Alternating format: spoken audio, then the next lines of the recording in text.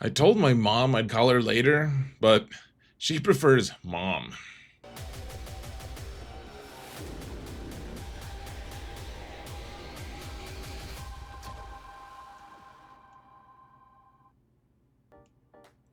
Hello everyone, and welcome to another episode of Zareth Prevails. Today, let's talk about a highly speculative topic, which is 10 new characters that they should introduce to this game. Some of it has some rhyme and reason, some of it's just me being a fanboy of different characters in the Star Wars universe, and I would love to hear what you guys have to say. What things do you want them to add? I would genuinely be curious, folks. So, huge shout out to my patrons, by the way. You guys are amazing. Thank you so much for your support. I couldn't do this without you. Thank you guys so much. I just think you guys are awesome. You're swell, in fact. I was gonna say fly, but I don't say that. So, guys, if you want to support this channel for free, all you gotta do is hit that thumbs up button, like, subscribe, comment. Please, guys, mount the algorithm. Please, I would truly appreciate it. So, let's jump into it here, folks. So, number one, I don't think you can make a video like this without mentioning Red 5, and I don't really care if it's added to the game that much. I mean, Red 5 seems like if they ever wanted to shift the meta to a Rebel fleet again, which, I mean, let's face it, it's one of the more iconic fleets that has been in the Star Wars universe, they could do it with Red 5. I actually thought that's what we were going to get with Raven's Claw, if you remember that ship that no one has farmed or ever uses. It was interesting when it was released, because look at all of these things. Like, just the unique has 4 different clauses of non-scoundrel rebels, which kind of implies that whereas we're going to always have the Falcon with the profundity at this point, if we ever wanted to go back to Home 1 and make Home 1 a good fleet again, we would probably need another, like, kind of linchpin ship that was not the Falcon. The Falcon is Scoundrel, so that would go with Profundity, and Red 5 would presumably come to the forefront and help the Akbar fleet, which obviously hasn't really happened, but, I mean, we've also been trolled over and over again, though he has kind of just pumped the brakes on it. For a long time, Meatface was talking about getting Red 5, or just kind of, yeah, just trolling us, basically. And so, like, there's a lot of precedent for anticipating this ship. I mean, kind of surprising we don't have it. I mean, we have the Raven's Claw in this game, after all. No Red 5. Like, Luke Skywalker is one of the best pilots ever, and he's not a pilot in any capacity in this game at all. I don't really care that much. It is a little surprising. So, anyways, the obvious pilot would be Luke, and then the people who think it's funny to say things that are funny think that Rey would be a really funny pilot for Red 5. They announced Red 5, and it's Luke's ship. Like, yes, let's get Rey as the pilot. I mean, it would be a little funny. It's overplayed at this point. I think it's too much of a meme. Like, it's gone too mainstream, and I just get tired of that joke, frankly. People are like, oh yeah, let's make it Rey as the pilot. And I'm like, I can't stomach that joke even one more time. The thing that I would like to dig deeper on was, what if they did release Red 5, but they did it with the pilot from Rogue One, the guy who died right before Luke joined the squadron, in order to, like, kind of open the space for Luke to be able to be Red 5.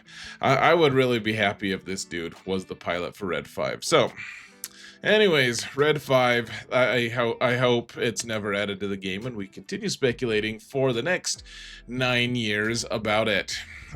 Number 2 that I think should be added to this game, Gungi is the Wookiee in Bad Batch and the Clone Wars that has a wooden lightsaber.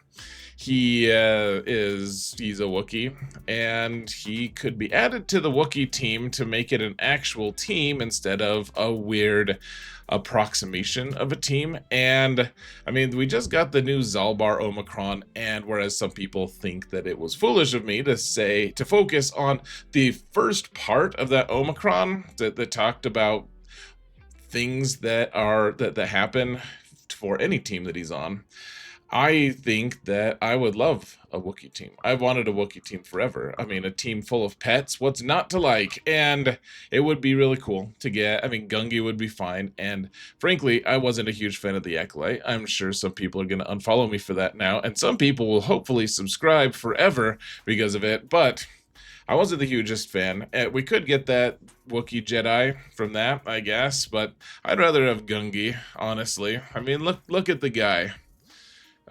Sorry, that didn't sell it at all. I apologize. So, number 3. This one is more of a fanboy one rather than a need. Like, Gungi's like, that would make a Wookiee team actually good, right? Darth Zannah, so she is the apprentice to Darth Bane, and Darth Bane is the guy who invented the rule of 2, which a lot of you guys know. And this is, a lot of it is actually just in the old Legends material. That includes Darth Zannah. So the way it all happened was the Sith were, there was a ton of Sith, and they were fighting the Jedi, and the Jedi kept winning because the Jedi could work together, and the Sith kept just undermining each other because they're all ambitious a-holes, right? So anyways, Bane ends up joining the Sith and then killing all of them, which explains a lot of why he's doing the things that he does in the kit. And he's like, we can't do this. We just have to have one person, one master to hold the power and an apprentice to crave the power. And so he ended up getting Darth Zannah as a little girl to be his apprentice. And she was apparently really hot and really good at what she did, and she ended up killing Bane, and it was just a crazy thing. I think she killed Bane. I'm actually adding that so that you guys don't feel like I spoiled the story that's been like over 20 years old at this point, but it would be kind of fun to add her. And if we did that, it would be an interesting thing to see Bane not immediately lose his buddy that he drags along, you know? It would be cool.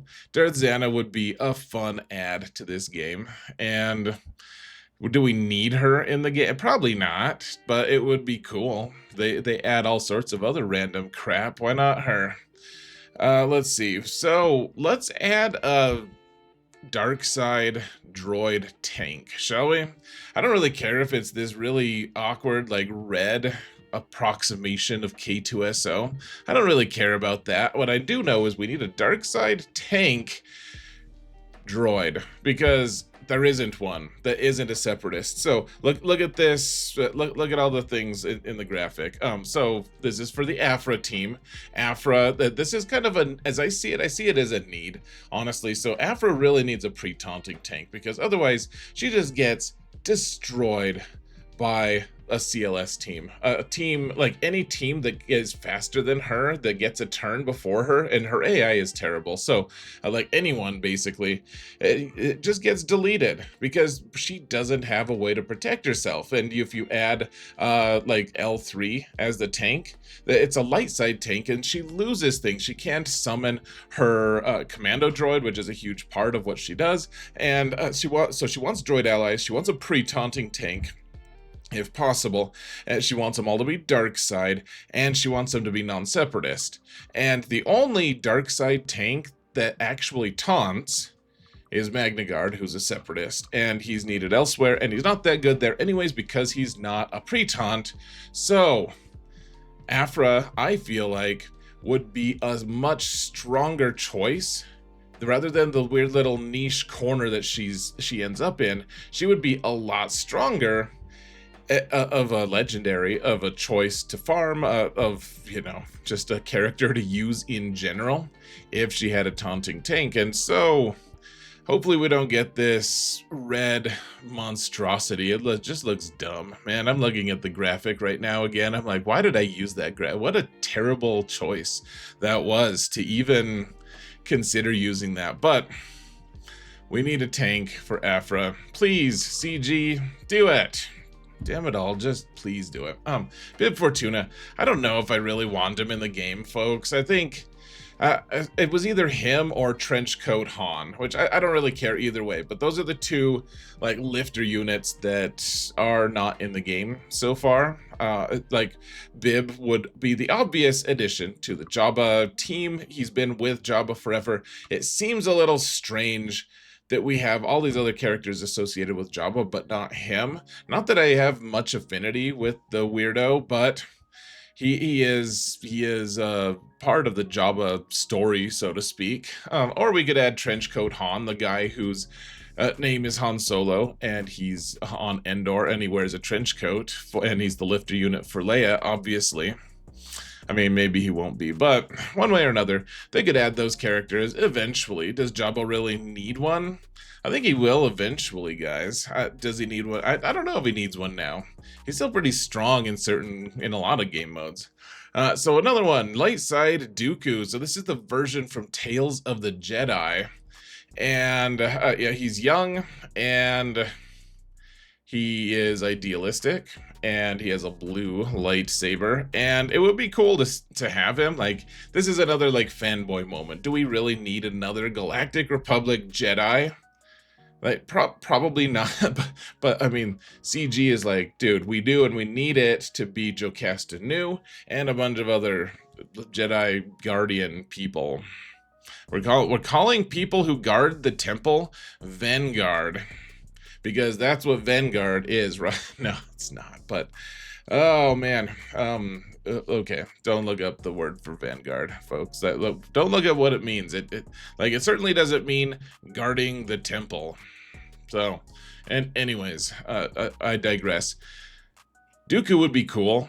I really enjoyed his arcs. He's got a lot of depth as a character. I would not mind at all getting one, especially when we've gotten all the different versions. Every single small little tiny iteration of Rey and Kylo.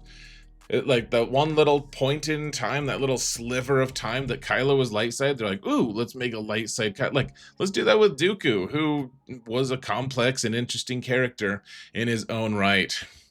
Now, I would really like Harry Asajj. Speaking of complex and deep characters, I really like Asajj's arc. She's really fun, and I wouldn't mind having Harry Asajj, like the version with hair that we see in Bad Batch Season 3. I also wouldn't mind seeing like a bounty hunter version of her when she like stops being Sith, stops being Nice Sisters, and she like hangs out with Boba Fett and stuff when he was a boy. And it would be cool to see Asajj in a different capacity. And this is, so it's fanboy of me, of course, as well, but bounty hunters suck right now, guys. Other than, like, Hutt Cartel, which is its own thing, bounty hunters are not doing that well, especially in, like, I don't like using them in Conquest. I don't like using them in any game mode at all. Honestly, GAC, Territory War, like you just don't use bounty hunters anymore. And I sound like Sam I Am with eating green eggs and ham. It's like you cannot use them in Conquest. You cannot use bounty hunters in GAC. It's just this list and list and list. Like, more things we can't use bounty hunters for. She could be the lifter unit for the whole faction. The whole faction is farmed and relicked because they're all requirement characters that eventually go in the trash heap. So would be nice to have Harry Asajj elbow aside some of the other bounty hunters and drag other bounty hunters like Bosk back into the sunlight. I would absolutely love that. Tobias Beckett is one that I've wanted forever, and he does his cool gun spinny things. He was actually in development when they were making the Prepared Squad way back in the day with all the, oh man, like all of the solo characters. He was in development, and the developers said they eventually had to can him for some reason, like they just ran out of design space or something. I don't know. So we ended up with all light side characters except for, like, we got Range Trooper randomly. I would love it. And you guys know that Haymitch is getting his own book here soon, and also a new movie. We could have a cross promotion. I'm sorry. We shouldn't do that.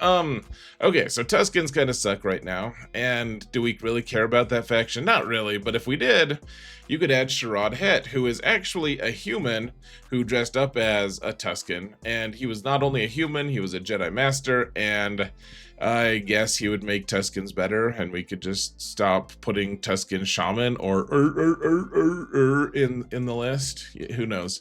And finally, we have Cobb Vanth, who is a cool character. If you guys have seen any of the multitudinous shows that are based on Tatooine exclusively, including the Book of Boba Fett. He's a cool character. He has a cool arc, and we think he's dead, and then they faked us out, because at the end, in the end cap, he's actually in a bacta tank and alive. Wow, what a twist. Characters we thought were dead are actually alive. Madness. That's just madness. It's like old Daka is just in the background, just reviving people, right? So, anyways, Cobb Vanth would be cool. He is kind of cowboyish. I mean, he's in the desert. He's just, you know, he's basically is a cowboy. So it'd be cool to have a cowboy in our roster, I guess. I don't really care, guys. Who's better than Cobb Vanth, though? We have a lot of the characters we already wanted. So, anyways, this video's gone 16 minutes, over 16 minutes, and I'm gonna let you go. I hope you enjoyed it. I hope you have better ideas than I do. Folks, thank you all so much for watching, and remember that in all things, Zareth prevails.